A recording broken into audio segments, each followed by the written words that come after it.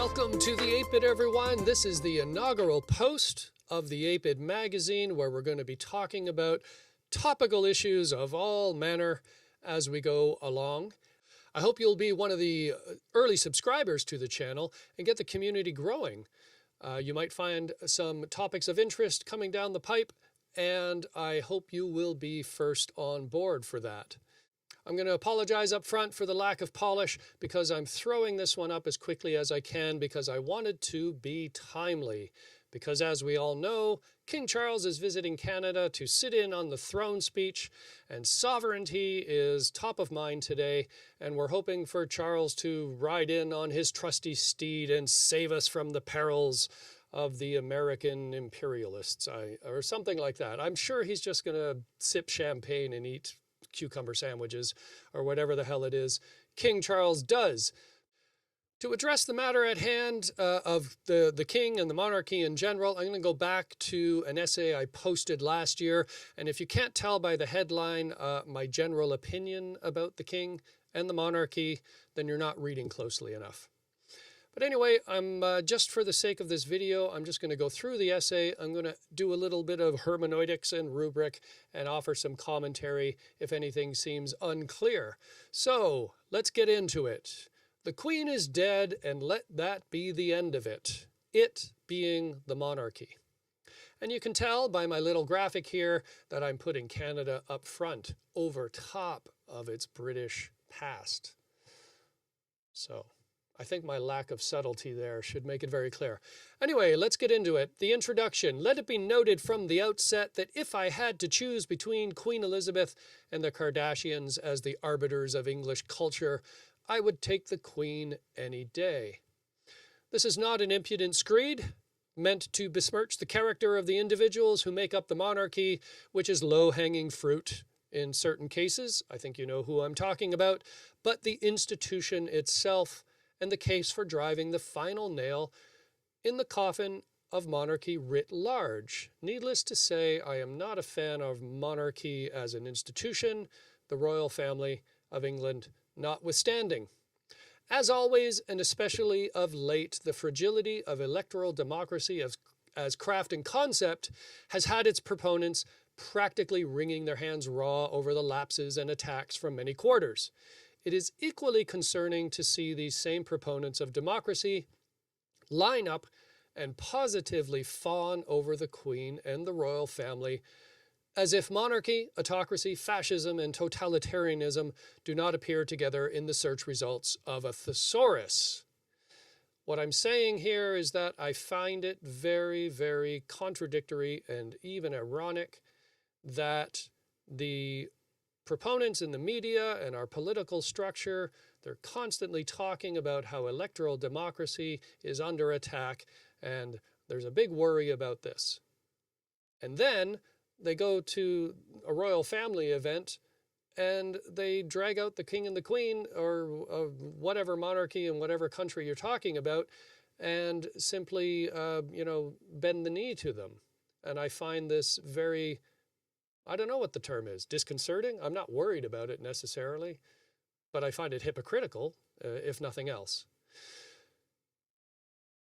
And the main reason I think that way is because if you're concerned about autocracy and dictatorships, you should be concerned about monarchy. They are one and the same. The crevasses left in democratic power structures cleaved to allow room for commoners to climb up and out were wrestled from the grip of monarchs after all. Same point. We have democratic principles and democratic values that we took through blood and sweat and effort and many years from monarchs, much in the same way we do as to fight dictators today. These power vacuums had to be left intentionally in democracies in order to limit the power of the various offices, largely as a result of the abuses of absolute power held by various brands of royalty.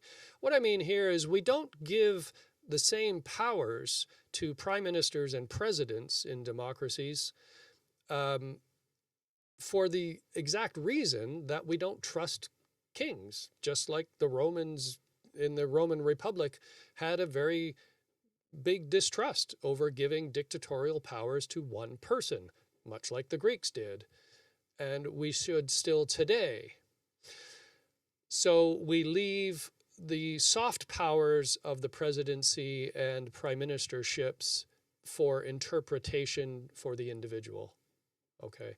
And of course, they're supposed to take their cues from the public as, democratic discourse takes place. They are filled only by democratic sentiment, a gentle person's agreement to abide by these limitations. These are the same gaps that unscrupulous carpetbaggers like Trump exploit for their own aims as power abhors a vacuum. What I'm saying here is there is a risk to electoral democracies that people like Trump will use the soft measures of decorum and the traditions of democracy and constantly expand the envelope and step over the line and head toward in the direction of autocracy. That is their device. These are the same, I already read that. History is thereby replete with pretenders to the thrones, like Trump, egging on his acolytes to storm the palace gates and seize the crown. Right? What's the first thing a revolutionary movement does? Take over the Capitol, take over the government building. That's what they do. Because they know that's where the power sits, and they can use that power to enact and exact their will on the people. The account of the Bolshevik taking over of the Winter Palace of 1917 reads much like the storming of the Capitol building of January 6, 2021 in Washington, by the way. The ensuing propaganda as equally delusional. The fortitude of American institutions contrasting the weakness of Tsar Nicholas and Russia's addiction to autocrats notwithstanding, it was only just by luck, I guess you could say, that the American institutions managed to hold, although today they are not doing a very good job of that, as Trump is using his executive authority, much like a king, surrounded by gold. Napoleon made his career as a Republican only to later establish himself as emperor, much like Hitler, who wrestled his authority through Parliament, whose totalitarian cult of personality resembled Hirohito's in Japan. I pardon my Japanese pronunciation. What I'm saying here is that Hirohito was an emperor, looks like a king, looks much like Hitler, looks much like Napoleon, looks much like the Tsar Nicholas. There is a parallel there that should be clear to everyone. The fact that the British monarchy has been rendered impotent to the point that the royal family are not more than well-dressed walking dead, ravenous for foie gras, does nothing to diminish the fact that there is a corollary to all these aforementioned undemocratic forms of governance. Same point I just made a minute ago. The royal family's existence as an institution should therefore be abhorrent to any supporter of electoral democracy as to any of these would-be emperors that populate the political spectrum. I think that point's pretty clear. Abhorrent is the key word there. I abhor that. Okay, moving on. Let's move to the Canadian context. The English regime is dead. Long live the Canadian regime. The political history of the landmass that makes up Canada may be, in simplistic terms, divided into a handful of regimes. Indigenous, Franco-Indigenous, Franco-Anglo-Indigenous, English. Canadians do not talk about their current state of governance as being in the midst of a regime, but it is clear that English traditions have been made dominant since the time of the defeat of the French at the Plains of Abraham, with the Union Jack and Crown promulgated as shibboleths of our affiliation. This is done at the expense of those whom Anglo-Canadians call compatriots, French Canadians, Indigenous Canadians, immigrants, for the sake of those whom we don't, to the point that Canada's socio-political strife is most often bottoms-up struggles percolating through the tightly knit sieve of English bias. All I'm saying here is that in the past and through Canada's history, we have been favoring the monarchy abroad at the expense of the people that we call compatriots. And over the 20th century, we have diverted our attention back to Canada itself and attempted to address these things, which we are still in the midst of. But nonetheless, that constant looking overseas to England as the head of our government, as the formation of our government, makes an English regime part of our governance. I don't know if that's clear. We'll see. The irony being that English Canada is made of a dwindling number of actual English people, with the largest subset of Canadians identifying as Canadian, quote unquote, in the 2016 census. It is hard to locate any vestige of affinity toward the Crown. Yeah, in my generation, we grew up, we never talked about the Queen Elizabeth. She was like a celebrity, and we certainly never talked about the Crown as being important in our lives. I think we all understand that, and that's definitely the case today. This staying together for the kids kind of marriage is not worth the misery because the kids have grown up and moved on. I think that point's pretty clear. Let's move on. Another point I'm making here is the case for Canadian unity. Imagining a counterfactual history in which Canada were made a republic in 1867, there may have been more of a, we're all in this boat together, let's make it work, tack, rather than the let's stomp out anything non-English approach. What I'm saying here is, if back in the day we were established as a republic, we may have not used our affinity toward our English roots and the Crown as an excuse to stomp out French-Canadian culture and, disperse the Acadians and basically perform what amounted to a cultural genocide on Indigenous people. It is a difficult argument to make that Canada has not benefited from our membership in the British Commonwealth, and the political and legal traditions have proven fruitful and fortifying. That I agree with. It's very difficult to say anything against that. It has worked out pretty well for Canada, despite its imperfections. Yet, over the centuries, Canada has been formulating its own traditions that work only in Canada and in many ways surpass its British foundations. And as a gentle act of revolt and independence, it is time to set the mothership adrift. The Crown, even as benign as it stands today, is an affront to Indigenous Canadians and French Canadians, for whom the Crown is a symbol of perpetual struggles for legitimacy within the Canadian framework. I don't want to speak for Indigenous and French Canadians, but I think history here speaks for itself. I don't think there's a lot of love lost for the Crown. And that's even true amongst English Canadians, I think. The same perspective applies to newcomers, most of whom come from current and previous subjects of the Crown and carry with them similar historical conflicts with the empire on which the sun never set. We don't even favor English persons to sit as governors general, as representatives of the Crown in Canada, with the last generation selecting Canadians of Chinese, Haitian, French Canadian, and Indigenous descent. We are tacitly acknowledging that de-anglifying, that's a word, by the way, I'm pretty sure, our institutions is the path to unity and peace. This also demonstrates that any changes to our governing and legal estates would be akin to ripping off the ornament of the car and would have little effect on the machinery as it has already been customized beyond its original design. Why did I spell that with a Z? That should be an S. I will change that. Probably spell check, damn Americans.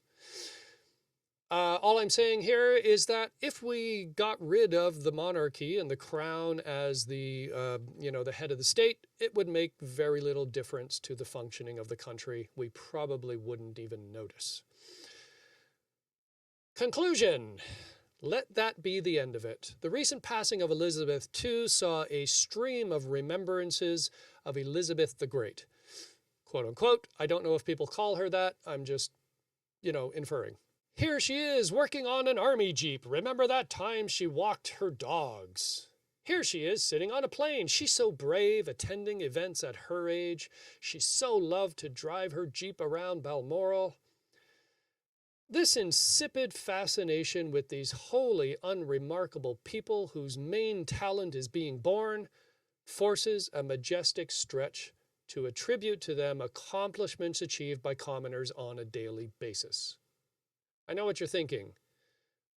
Stop hedging, Mark. Give us your opinion of the royal family. Diana was so into charities. Millions of people are into charities, but it's nothing to attend a charitable event when you have a driver and someone to do your laundry and babysit your kids, not to mention you're not even using your own money to donate, so bully for them. Not to mention how beneath contempt it is the way that Andrew, you know which Andrew I mean, avoided answering for his association with Jeffrey Epstein and Ghislaine Maxwell's sex trafficking ring. If Elizabeth were in any way great, quote unquote, she would have handed her son over to the authorities and had him thrown in the tower.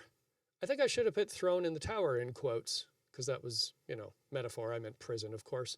In this age of accountability, it is beyond the pale to watch the world engage in the age-old practice of qualified immunity due to the divine rights of noblesse. I made that word up, by the way. I couldn't find a better one, but I think you can see what I'm implying here. No one is overly sanguine over the coming reign of Charles, who has all the intrigue of a polite dinner guest. That's being generous. The heir who has all the intrigue of a polite dinner guest and the air of a last gasp at legitimacy of an institution out of step and long past its best-by date. Charles could best distinguish himself as a great Democrat by abdicating the throne and liquidating the crown's holdings and living out his days as Citizen Charles.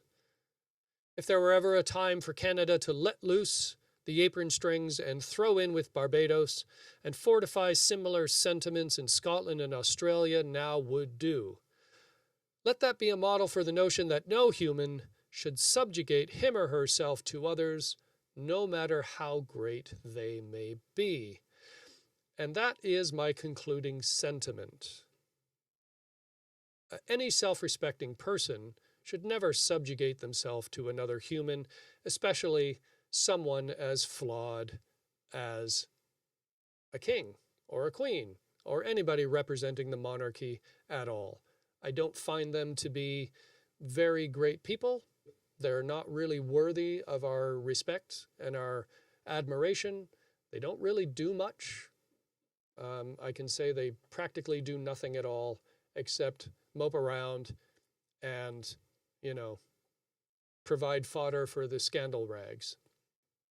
Well, there you have it. As Charles is milling about the country, being feted by the muckety-mucks in Ottawa and being fawned over in the media and taking up all our attention, I hope you will see that there is some salience to this point. And I'm sure there are many people in the country who agree with me. I can't thank you enough for launching the Apeid's YouTube channel. I hope you will subscribe. I just ask, if you're going to comment, please do it in good faith and avoid the trolling. That would be nice. Anyway, this is Mark C., your host, signing off. Thank you for joining. We'll see you next time.